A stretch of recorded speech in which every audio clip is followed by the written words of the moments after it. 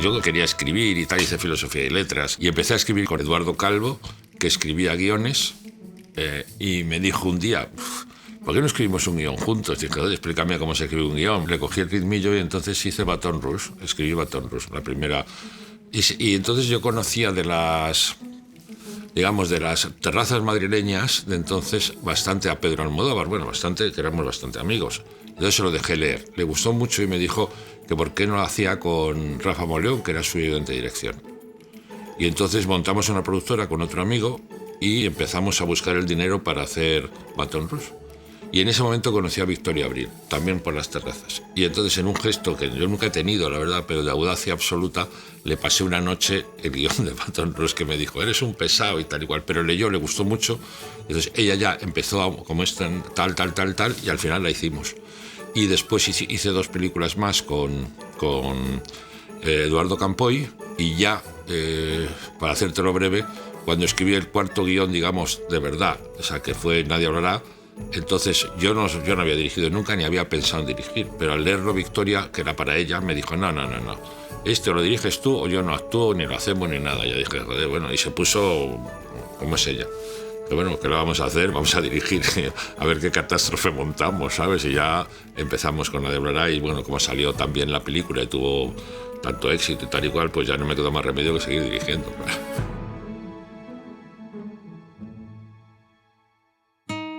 A Victoria yo le debo la mitad de mi carrera cinematográfica o más. Primero porque me dio la oportunidad, ¿sabes?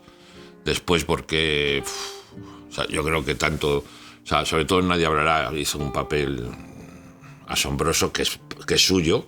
Yo estaba por allí, ¿sabes? Dirigiendo, vemos, es suyo. Y después me dio mucha cosa porque Victoria era una actriz muy, bueno, todavía lo es, pero entonces mucho más, era una actriz muy conocida en el mundo entero. O sea, entonces, ¿sabes? Te abría muchos horizontes, ¿no? Victoria, yo solamente tengo agradecimiento para ella. En mi época, cuando yo empecé, cuando hice Nadie hablará, siempre pensé, y lo sigo pensando todavía, que es más interesante una mujer con una pistola que un hombre con una pistola, ¿sabes? Es más interesante una mujer que tiene que recurrir a la violencia para salvarse ella que un hombre. Y entonces eso, unido a que Victoria era mi actriz principal, pues me hacía meterme en el mundo femenino mucho más. Y creo que entonces el mundo femenino era mucho más interesante que el mundo masculino.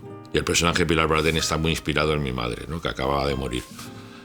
Pilar es una aventura que te la cuento también, porque, claro, doña Julia, Julia se llama mi madre, que era la señora del guión, tendría que tener, pues yo la había escrito como una persona que tendría más bien hacia los 70, 71, 72, 73 años. Entonces, bueno, Pilar Bardén yo la había visto en una película de Urbizu, ahora no recuerdo cuál es, pero iba con el pelo teñido y tal, pero me gustó mucho su forma de interpretar y entonces la llamé para quedar con ella, verla y me aparece, claro, tenía 47 años, entonces Pilar me aparece con una minifalda, el pelo rojo y le digo, joder, Pilar, eres una señora mayor. Y dice, no te preocupes. Y esta cosa que tienen las actrices, ahí hablando, aunque ella lo niega, pero yo estoy seguro, me hizo hablando en el café comercial, me hizo en el espejo, no en el comercial, me hizo de vieja sin dándose cuenta y dije, bueno, cojonudo. Y no volví a meterme con ella en nada hasta el primer día de rodaje que apareció y bueno, nos quedamos todos, ¿sabes? Una actriz maravillosa, aparte de que Pilar es una persona extraordinaria también, o sea, para rodar con ella es total. Una cosa que yo cuando escribí Nadie hablará supe enseguida, cuando estaba escribiendo, es que con gángsters españoles no la podía hacer. Porque en España no había gángsters y la gente no tenía ese nivel de violencia, ¿sabes? No había, ni siquiera los contrabandistas de Galicia, que eran de tabaco, entonces tenían, ¿sabes?, mafias, así. ¿Dónde había mafias? Bueno, en Sudamérica y en México. Entonces México, sí, además cuando llegabas a México a localizar, joder, veías que ahí había de todo. Y por eso tengo yo el mexicanismo total. Y echo de mucho de menos no rodar el México DF, porque DF es maravilloso para rodar, tienes todo. Tienes no solo los exteriores, sino es que tienes todos los estilos arquitectónicos y todas las épocas, con lo cual dices, quiero una discoteca de los 60 y tienes 7, quiero una discoteca de los 70, ¿sabes? Es una maravilla. Mi padre era torero, ¿sabes? Y entonces, en la época de mi padre, toreaban la temporada española, pero casi inmediatamente en el Pilar se iban a América. Y se pasaban en el México, bueno, estaban por toda América, pero en México pasaban casi 2 o 3 meses. Y mi padre volvía siempre a casa con cosas mexicanas. Y después, para los toreros de la época de mi padre, que era desde Manolete para arriba, México era como el paraíso, porque México no era el México de ahora. Cuando mi padre iba a México, México DF tenía 3 millones de habitantes, 4, no era como, o sea, no había explotado. Y México era como un paraíso. Y traía ropa, traía canciones, era más moderno que la España de Franco, ¿sabes? Y mi padre, México era como la ensoñación, entonces me lo metió en la cabeza, ¿sabes? Lo de México.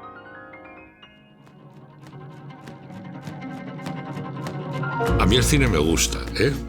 Me gusta mucho el cine, pero lo que me gusta de verdad son los toros. O sea, de lo que soy fanático es de los toros. Después, hombre, he tenido un padre torero, ¿me entiendes? Y hay una cosa que los españoles somos un poco bobos en eso, porque en el mundo del toro, al margen de que estés a favor o en contra de lo mismo, si no te metes en la parte folclórica y te metes en la parte estética, que es una parte tan española, ¿sabes? Pues claro, da una cosa, y que fuera también lo consideran como una parte esencial española, si no te metes en berenjenales queda muy bonito.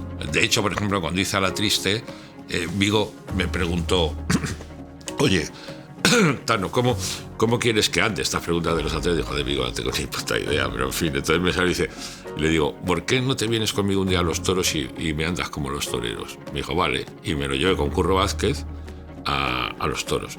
Y él, en la corrida, estaba mirando y tal, pero el que miraba todo el rato era Curro Vázquez. Como fuimos a cenar juntos y entonces empezó a mirar cómo Curro andaba, cómo se movía, que ellos se mueven diferente a nosotros, cómo se sentaba, y se lo copió todo, macho. Le quedó fantástico. Yo creo que si haces cine en España debes tratar con las raíces españolas también, ¿sabes? No intentar extranjerizar, sino buscar un poco lo que hacían los neorrealistas italianos, salvando todas las distancias, que es buscar el italianismo, ¿no? Nápoles, las canciones, bueno, El Padrino lo tiene también, con las tarantelas y tal y cual, que nosotros ahí, por un cierto complejo que teníamos como cineastas, no lo hacíamos nunca. Franco, aparte de ser una desgracia nacional, secuestró, o el franquismo secuestraron un montón de cosas de la cultura popular que ahora todavía cuesta mucho que la gente entienda que son parte de España. Puede ser que te gusten o no, pero que forman parte. Es decir, que la copla forma parte de España, que el toreo forma parte de España, y que el flamenco es lo más, una de las, bueno, nuestra música más universal, con diferencia. Así como los americanos, por ejemplo, sus músicas y los italianos y tal la ponen muchísimo, porque son muy buenas, nosotros el flamenco lo poníamos menos, yo no sé por qué. Y he procurado siempre en todas mis películas poner cosas flamencas o populares andaluzas, ¿no?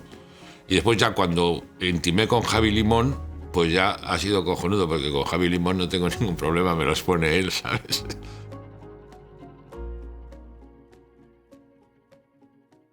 Me habían llamado para escribir un guión de una novela de Arturo que era La Lira del Sur. Bueno, se lo escribí México también, México, se lo escribí y ya está. Y de repente yo estaba un día en mi casa y me llevó Cardenal. Oye, que es tan simpático y pues buen amigo, vamos a comer. Y yo de vez en cuando quedaba a comer con él, no me pareció nada raro, y apareció Arturo. Y me dijo, oye, ¿a ti te interesaría hacer A la Triste? Digo, a ver, espérate, no me vuelvas loco. ¿A la Triste que cómo? No, en película. Digo, sí, joder, ¿cómo que no? Eso me apetece muchísimo, me gustaban mucho los libros, los había leído, y me gustaba mucho ese tipo de cine, que es un poco, que podías hacer de otra forma, pero podías hacer El Gato Pardo y este tipo de películas, ¿no? Entonces, bueno, ahí empezó una aventura rara de cojones, porque claro, de repente yo dije, hostia, he dicho que sí a La Triste, estoy loco. O sea, A la Triste, volví a leerme los libros y digo, esto es carísimo, ¿no? Y entonces lo que sí vi rápidamente, o lo que creí ver rápidamente, es que para hacer A la Triste necesitaba un actor que fuera una estrella internacional. Y entonces Vigo acababa de hacer El Señor de los Anillos. Para hilarte todo, yo había llamado a Vigo para que hiciera el papel que hacía Bichir en Sin Noticias de Dios, el del supermercado. Y no podía porque estaba rodando en Nueva Zelanda Señor de los Anillos. Entonces llamé a Ray Loriga.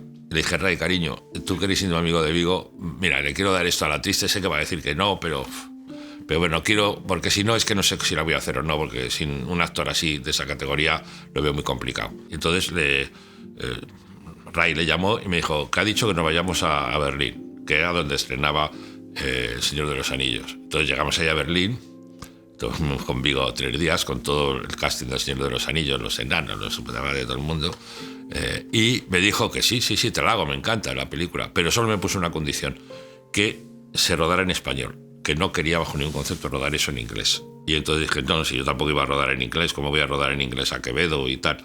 Y ahí empezó A la triste, que fue cogiendo volumen y volumen hasta tener un presupuesto, digamos, adecuado a lo que se podía hacer con A la triste. Y te diré que de todas las películas que he hecho es la que más me ha gustado hacer. De los actores que han trabajado conmigo y actrices, con el que más mantengo, o sea, más asidua, tengo buenas relaciones con todos, pero más asidua y tal, y viene a casa y tal, es con Vigo. Claro, porque es que Vigo, joder, me parecía allí, macho, paseaba, entraba andando Vigo y decía, pero ¿esto cómo es? Eso me acuerdo que Echanove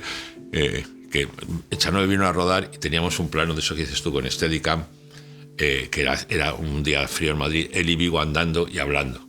Y cuando terminamos el plano de Steadicam, que era larguísimo, duraba 3 minutos, me dice, claro, ya he comprendido lo que es ser actor y lo que es ser actor y una estrella de Hollywood. Dice, por el tío me ha tenido acojonado todo el tiempo, por esa presencia que tiene él, ¿sabes? Esa forma de moverse, de actuar, de todo, es increíble.